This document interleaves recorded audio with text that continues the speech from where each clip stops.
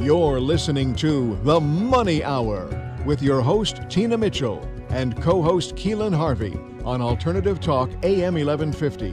Now, back to the show with local mortgage experts Tina Mitchell and Keelan Harvey.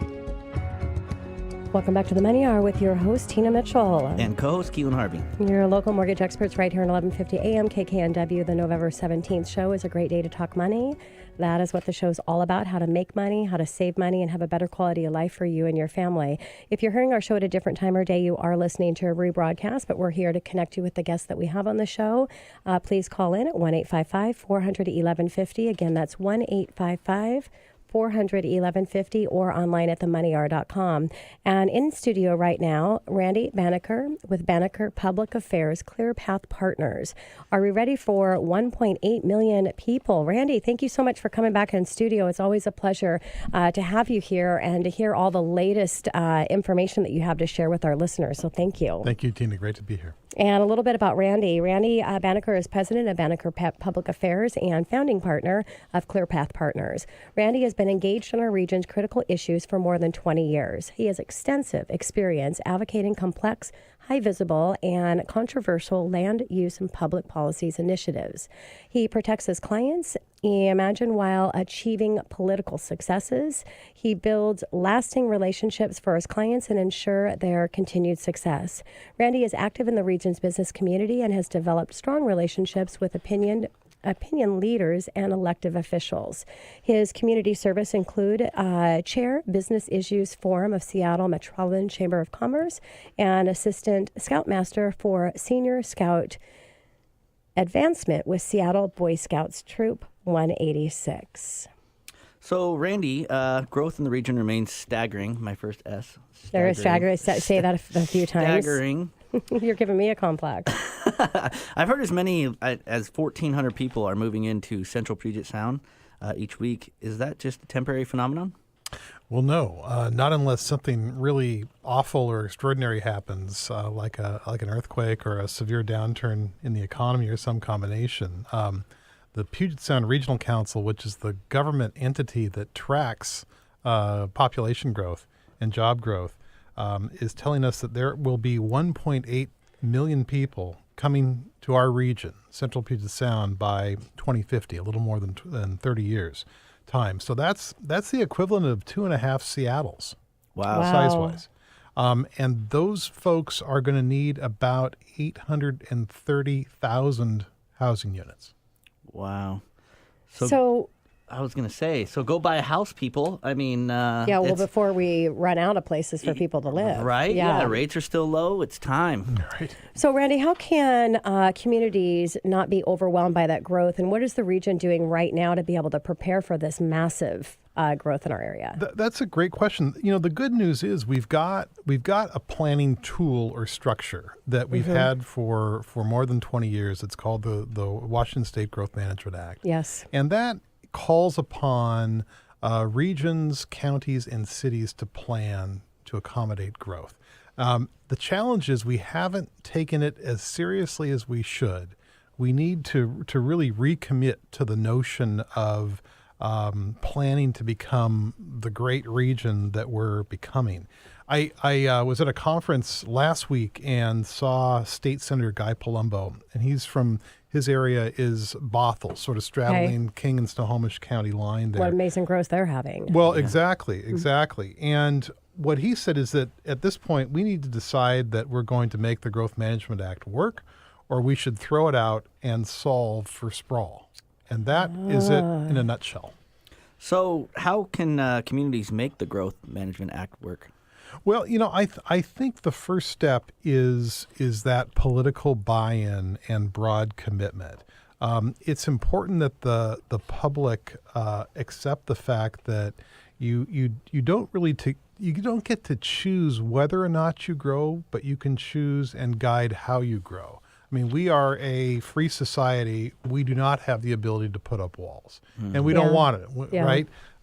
So the time now, what we ought to be doing now is agreeing that sprawl, kind of a Los Angeles pattern of development, is not our goal. and that we ought to start thinking about how to make compact urban development really work for us. And I would say the last time the growth management was ever changed was when? I mean, it hasn't, right? Well, no, I mean, there have been minor tweaks to minor it. changes. And, I would say that a lot of people say that the answer is to push out the urban growth boundary, to make more buildable land available. I think, that question is down the line. The first thing we can do a lot more with using the land we have more efficiently. Yeah. So, Randy, as our community grows, is there worry, or are you worried about the maintaining the community quality and livability? I'm worried, and your listeners are worried, and it's legitimate. Yeah. But think about this. So many of us have visited Paris, right? And I think we look around, that experience for us is a really positive experience. We think of Paris as offering a very high quality of life to its residents and visitors. So Paris is a city of 2.3 million residents. And the reality is you can fit the geographical size of Paris in North Seattle. No way. And this is an analogy that Matthew Gardner, who's Windermere's chief economist, has presented. I think it's a great way to think about it. And Paris's density is mostly low-rise density. It's 4 stories or so. And so this tells me we have a lot to learn from other major cities, and we can do a lot with low-rise development that doesn't create some of the canyons of multi-story towers that some people are really concerned about. So, Randy, we had Troy Thiel on our show, and we talked about Thiel. Jeez Louise, I'm never going to escape it. And he was talking about with the housing prices increase, and went bonkers. Also, on the flip side of that sword is the affordability and that gap that's been created. Right. So, what about the affordability piece with all of this? Well, obviously, affordability is a huge piece of quality of life. And what I'm worried about right now, and I'm sure you see it in your businesses, is the middle class and what options there are for first-time buyers and for move-up buyers. And there aren't many options. They're needing a lot of cash for a down payment, and they're taking out very large loans, historically large loans, right? And so that leaves a lot of people on the sidelines if they want to live in the core of our community. I think there's some answers to that. I think you can't overlook the law of supply and demand. We need supply, and adequate supply will moderate prices. And you can do that. That price moderation can be done either increasing the supply or eliminating the jobs. And I think the first choice is better. Yes, the second choice, eliminating jobs, in all seriousness, we can't take for granted our economic vitality in this region. Look at all of the cities around the country that were competing for the Amazon headquarters. Yes, they're not in as great a shape. And so it's a delicate balance. And so I think we have to come to terms with how to get that new supply in place. Yeah, and you've talked about needing a lot of cash to come in with down payment, and there are so many low down payment options, down payment assistance. You can get it in conventional with a 5% down without paying monthly mortgage insurance. But the challenge is a consumer's own personal payment objective, and where they feel that they can afford on a monthly basis, and that's where they're feeling they need all of this cash to come in with. And every $10,000 in down payment is $50 a month in a payment, or every $10,000 in cash coming in is $50 savings a month in a payment, and that really isn't that much. It's a big. You need a lot of cash to really make a big impact. So, Randy, what else do you see needs to happen? Well, we talked about Paris. So Paris, if we were to take some lessons from Paris or Vancouver to the north, they've done a lot with multifamily. Yes. That would have us revisiting our zoned capacity, the intensity of our zoning. And that would mean looking at kind of the periphery of single-family neighborhoods and looking at opportunities to go a little more multifamily. And along those lines, related to that would be condominium liability reform. So, Randy, let's talk a little bit about what's the issue with condo liability? Well, so right now, the condos that are coming out of the ground, new construction condos, are largely luxury condos at $1,000 a square foot. Great product, but again, it's leaving out the middle of the market, the middle class.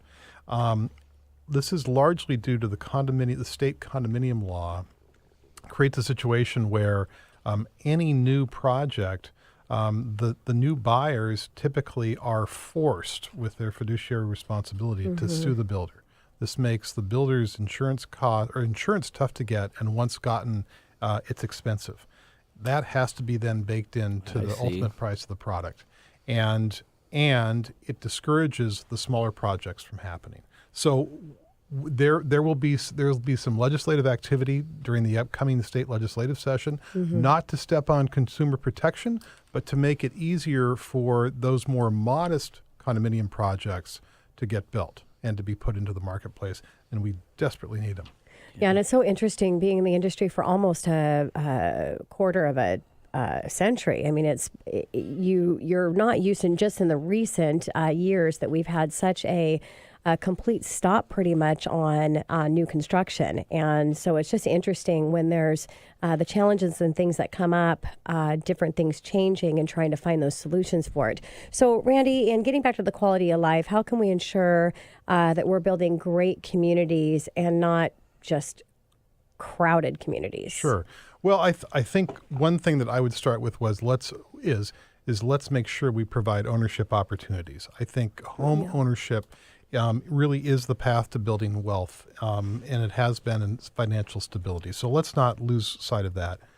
Our planning efforts have too often looked in the rearview mirror. They try to be defensive about a project they didn't like. We need to talk about what we do want to have happen. And again, there are great models out there. I think we can get smarter in terms of thinking longer range, much longer range. We are a community that is here for good. I think it's fair to say that. Yes. And let's think that way, and let's think like a world-class region. So let's start to articulate what we want the look and feel of the region to be, and what sort of additional employers we want to bring into the region, and take action to get those folks here and get that planning and zoning in place. And Randy, I mean, they always say that follow the employment and the growth in the community to really see the bottom line of what's going to happen in the market. And a lot of people are freaking out in the market. I think the reminiscence of the 2008 thing, and it's just not, I mean, there's just so much growth and so crazy. Yeah. And our geography alone here in Seattle, there's only so much land. So I really don't think you can lose, at this point. Home ownership is a really important thing. Is there anything else that you can think of with that our listeners can do to help and, improve our scenario? Well, Keelan, I think you're right that being bullish on this region is a really smart bet. We have got a very attractive place to live. We've got a great underpinning economy, and that will continue if we're smart about it. And and I think where listeners can engage is think about being a part of the solution. Communicate with your elected officials at the city and county level. Support them in taking tough decisions, tough votes on land use. Yeah, sounds Randy, wonky, but it's really important. It totally is.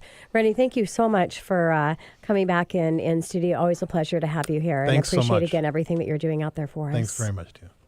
Coming up next on the Money Hour, strategies for success in the current market. Carrie Haas of Windermere Real Estate, Bellevue Commons, and Carrie Haas Real Estate, right here at 1150 AM KKNW. After this short break.